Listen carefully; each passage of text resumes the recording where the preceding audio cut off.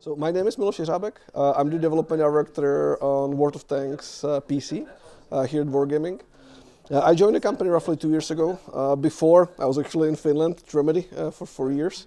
And I, together with the guys like Matthias Myrlen or Mikko Urumo, I actually joined the Finnish clan, even though I'm Czech, here at Wargaming.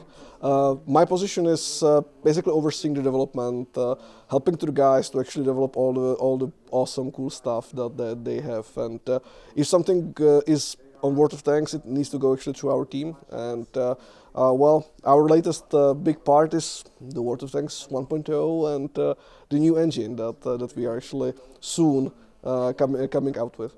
It actually started like more than 3 years ago, I believe. It was pet peeve project of the guys. So few of the engineers, they really wanted to, look for something cool, make some really cool technology, and they were building it for a while. And when I joined 2 years ago, roughly, I was going through all the teams, and I was asking them how they are doing, what they are doing. And then one of the teams, the R&D guys from the tech team, they showed me like, well, and by the way, we are working on something that no one wants, but like we are still cooking it. And they actually showed me what now is the 1.0, and I was like, you must be kidding me. Like, how come that this is not out yet? You must finish this. We must get out of this one to show and give this to our players. And that was actually the start of all of this. Like it started as a small thing from few guys and ended up by being the biggest patch in history of World of Tanks that more than 400 developers all over the world were actually working on.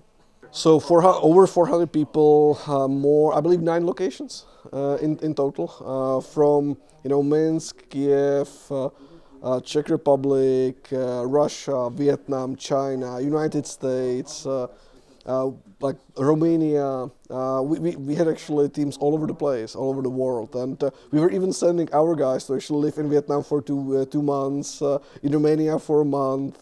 The Kiev guys lived in Minsk for 3 months when they were actually finishing some of the part.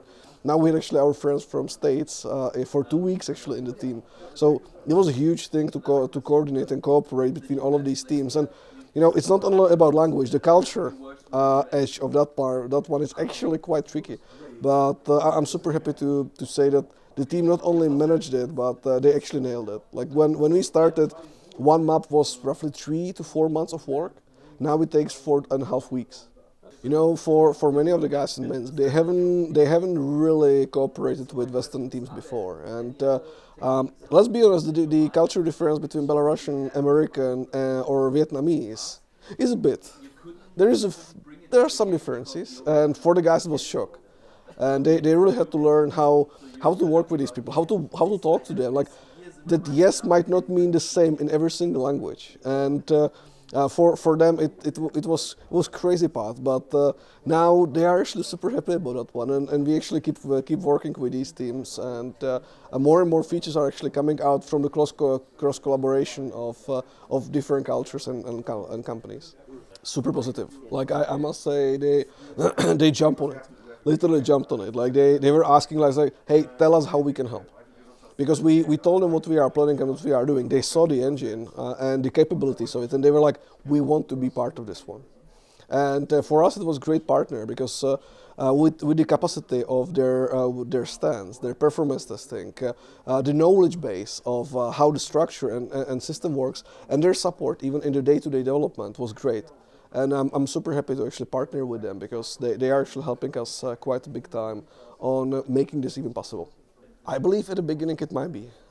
It needs to be one of the things, like you need to have few hooks that you can use for the players. And I was joking, like when I was talking about our game to some fellow developers or someone, they're like, yeah, you mean the ugly game? Yeah, well, I'm not gonna go there. Like I heard the gameplay is pretty good, but like yeah, I don't like the visuals. It's old. Tell now that it's freaking old. You can't.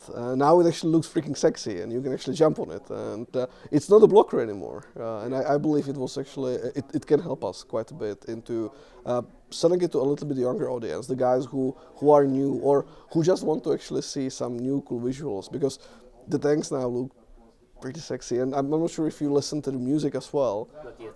Oh my! Like you definitely should give it a shot and try Paris. It's one of my favorite ones because it starts nicely by like you get to the battle and the first thing you hear is the Parisian type of a like bus, let's say, people shopping.